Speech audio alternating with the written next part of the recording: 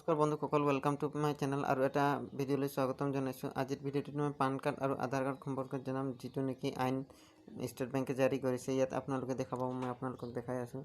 44 কোটি গ্ৰাহকক সতৰ্ক কৰি দিলে SBIয়ে, 30 জুনৰ পিছত নচলিব পান কাৰ্ড। তো কেনেধৰণে কৰিলে পান কাৰ্ড নচলিব, কি কৰিলে পান কাৰ্ড নচলিব তাৰ বিষয়ে জনাই আছোঁ।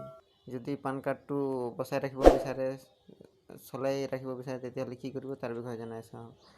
SBIয়ে টুইটাৰ যোগে জনায় যে আধাৰ আৰু পেন লিংক বাধ্যতামূলক, মানে আধাৰ কাৰ্ড আৰু পেন কাৰ্ডটো লিংক কৰাটো বাধ্যতামূলক।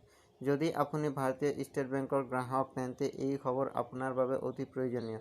যিসকল নেকি ষ্টেট বেংকৰ গ্ৰাহক হয়, তেওঁলোকৰ কাৰণে গুৰুত্বপূৰ্ণ খবৰ হয়। ষ্টেট বেংক অফ ইণ্ডিয়া নিজৰ 44 কোটি গ্ৰাহকক সতৰ্ক কৰি দিছে যে 30 জুনৰ পূৰ্বে গ্ৰাহকে নিজৰ পান আৰু আধাৰ লিংক কৰি লওক, অন্যথা পিছত লেনদেন সমস্যাৰ সৃষ্টি হ'ব পাৰে।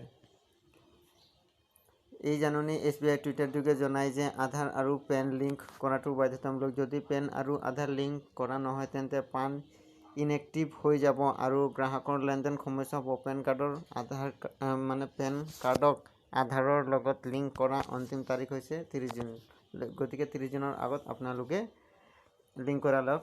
SBIয়ে এই টুইট কৰি নিজৰ গ্ৰাহকসকলক জ্ঞাতসাৰে লিখিছে, আমি নিজৰ গ্ৰাহকসকলক পৰামৰ্শ দিছে যে তেওঁলোকে নিজৰ পেন আৰু আধাৰ লিংক কৰে যাতে বেংকিং সেৱাত কোনো বাধা নহয়। তো আজিৰ নিউজটো এইটোৱে হয়। যদি আপোনালোকে পেন কাৰ্ড আৰু আধাৰ কাৰ্ড লিংক কৰা নাই বেংকত, বা আধাৰ কাৰ্ড আৰু পেন কাৰ্ড আপুনি যদি লিংক কৰা নাই, সোনকালে লিংক কৰাই লওক। লাষ্ট ডেট হৈছে 30 জুন।